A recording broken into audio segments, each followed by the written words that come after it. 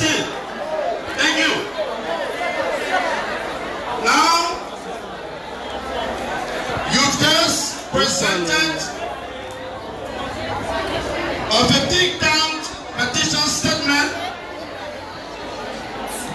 that is all about advocating for the betterment of the Republic of Liberia. The caption of this petition statement says, petition from the ordinary people of Liberia to stand. It says to the chairman and leaders of Solidarity and Trust for a New Day, requesting us to be the voice and advocate to lead the all-privileged people of Liberia in seeking to institute important reforms. And so I want you to listen very carefully and pay attention. I'm going to recap.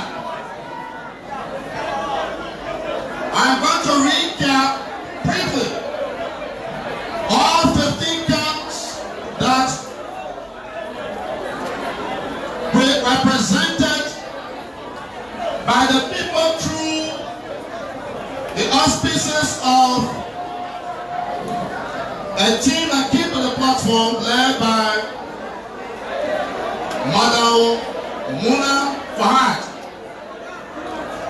The first item that she read in her petition from the people says, you want us to advocate and campaign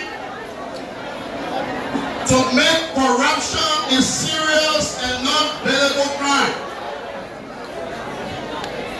That means that there should be a constitutional amendment or there should be a legislation that sets certain threshold that if you are a government official, for example, and you stand accused of stealing, say, $10,000, and there's fight available to adjudicate that case, the new laws that you want us to campaign to pass will make that crime non-bailable. Non-bailable means the accused person, when there is fight, will be sent to jail and will not leave jail until that case is prosecuted. So meaning anyone accused of corruption at certain threshold will be sent to jail and will not leave jail until that case is prosecuted to establish the fact. That's your first petition statement. Number two, you want us to advocate for free health care for all Liberians. Meaning once you are a Liberian citizen from age 0, that is for your mother's womb, up to age 18, you should be eligible for free health care in any hospital, and government will undertake the cost of the treatment for 18 years. That's the second part in the petition to us. The second says, free and compulsory education for every Liberian child. Which means once you are born as a Liberian citizen, from first grade through the 12th grade till you graduate from high school, you are asking us to compete for government to honor the cost of their education. As a third count. Count number 4. You want us to restore the dignity to our women and guys. That in purpose means that we should compete to pass a legislation that will delegitimize prostitution. Prostitution will be considered as illegal. That there should be no Liberian woman that should be in the street involving prostitution. And the government should put in place a system that will take our women from the street those that are homeless, those that are underprivileged, and give them opportunities to be better citizens of our country. That's count number 4. Number 5, you want to make public service accountable by reducing the tenure of lawmakers. That means all the lawmakers in the legislature or those that will be elected in future. If you are a senator, your tenure should be cut down from 9 years to 6 years. If you are a member of the House of Representatives, your tenure will be cut down from 6 years to 4 years. If you are the president of Liberia, your tenure is cut down from 6 years to 4 years. That one for you, right? It's for you, right? You want that, right? That's count number 5, right? Now, count number 6. Protection for civil servants. The civil servants are the bedrock of our economy. They might be less than 2% of the population, but they are a very important, vital members of our workforce that constitute the pillars and the foundation of our economy.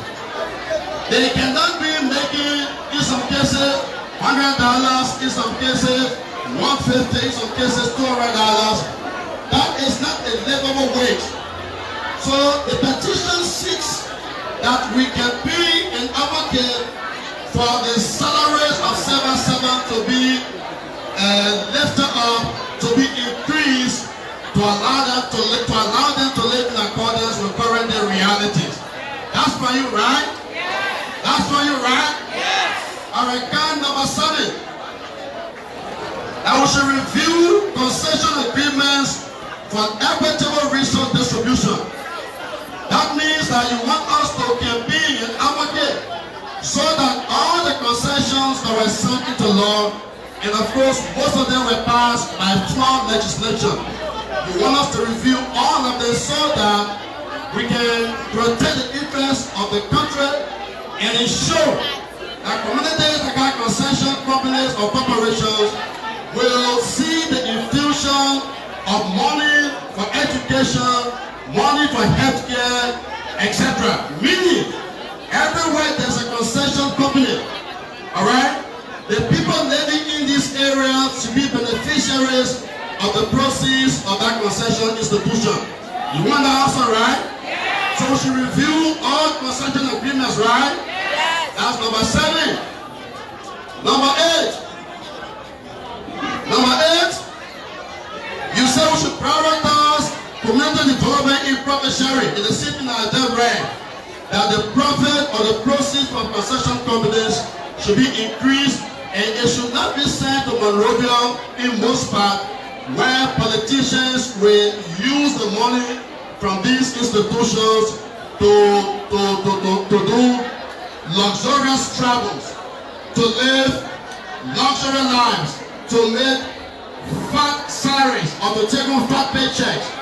You want us to campaign so that concession money comes to the country, and that communities where these companies are based should be the beneficiaries of the profits from these institutions, and not only coming to Monrovia to benefit government officials who most times are very corrupt and will use these resources to live fabulously while the people suffer and struggle on a daily basis. That one is from you also, right?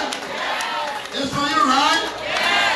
Then, also said in your petition, we should campaign to end child labor in street trading. That means we should criminalize children selling in the street when they should be in schools. We should pass a legislation or amend our laws that makes it unlawful or criminal for children to be sent to be selling in the street, whereas their parents are home using children as breadwinners when they are still at an infant age. They should be separated, while they should be studying in classes learning. So that law requires that every Liberian child should be in the classroom and not on the streets selling for their parents. So if we should pass that legislation, that will also help to protect our children so they can focus on education and not be used as instruments of money making for their parents. Number 10, job creation and sustainable livelihood. The government should create more jobs for its citizens. It is not enough to go to school. When you go to school, there should also be an expectancy where after graduation there is a probability or a possibility of employment to make a decent wage or make decent living for your family, for your children, and for your country to be able to advance the purpose and the essence of life. Number 11, increase agricultural investment for food security. You want us to also campaign and advocate so that government can provide subsidy or put money in the hands of farmers for farming so that our people, our farmers can be empowered to be productive business people so that we don't have to rely on importing everything from the United States or from Germany or from London or from Europe, or rather we can be self-sufficient in agricultural production. We can be self-sustainable in producing our own food to feed ourselves. Number 12, you also petition us to campaign against illicit substance and the abuse of drugs. Drugs abuse is one of the #1 killers in our country. It is destroying the fabric of our human capital base and need to be dealt with. And oftentimes, the drugs come to the country through different border points. So you have asked us to campaign, to advocate, to criminalize, or to ensure that the border posts are mined so that illicit substance or dangerous drugs will now be smuggled in the country. In other words, to prioritize the campaign against drug use to protect our young people in our communities. That is also enshrined in your petition. Number 13, gender-based violence. Men and women are now the same strength. So you want us to increase the advocacy on our advocacy to protect women and the girl child, so that women will be protected, that women will be guaranteed their fundamental rights, so that not just that, but that women will also be empowered as a useful constituency that are pillars of our development initiatives in the country. Number 14, student loans, a pathway to empowerment. People in school, students are struggling every day while they go to school for acquired knowledge. In other countries, in other developing countries, government gives loans to students while they are in school for those that desire it, so that it makes the learning process easier. It's opposed the learning process and give them sustainable and comfortable learning environment. When they go to school and then graduate, after graduation, and they find employment, then they begin to pay back that money to government that will utilize to source or to fund their learning initiative. That is also in your petition. Then the last one is vacation jobs. Vacation jobs, unlocking potential way back before the war. When you were as a student, when there is vacation, government always provided opportunity for you to work during a short period. In a 2-month vacation, 3-month vacation, 1-month vacation. In that time, there will be opportunities to work for a short period to make some money and to also learn the importance and the habit of work and responsibility to help you when you go back to school. It is also one of the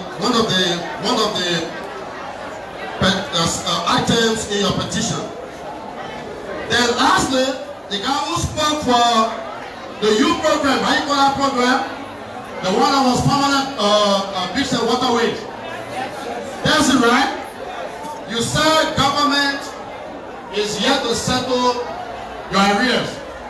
I learned that they committed to pay under 1 month or settle 1 month arrear, and there will be around 13 months left to be settled. Is that so? Is that so? So it is also an extended part of the petition. You would like Stan to stand up tall and fight along with you successfully to get your arrears settled. Now, I'd like to ask you these few questions. First of all, I've read 15 to 16 counts and agreeing in your petition to stand, requesting us to stand tall and fight for you as the people and campaign for you. Are you sure you want stand to stand in defense, to campaign for, and advocate for the implementation of this council letter to me? Are you sure? Yes. Are you sure? Yes. These statements or these items enshrined in this document are very important fundamental items that Stan is pleased to receive. The question is, if you want Stan to stand and campaign and advocate for these items to be legislated, are you also prepared to support Stan in these endeavors? Yes. Are you prepared to support Stan in these endeavors? Yes. Will you come out when Stan requires your attendance to ensure these items are put? Yes. Are you ready for that? Yes. Are you ready for that? Yes. Are you ready to join the advocacy for the changes that we fight for in this country? Yes. All right. In my capacity as the executive director and the chairperson of STEM, I'd like to call upon those that submitted the petition statement where they please come forward.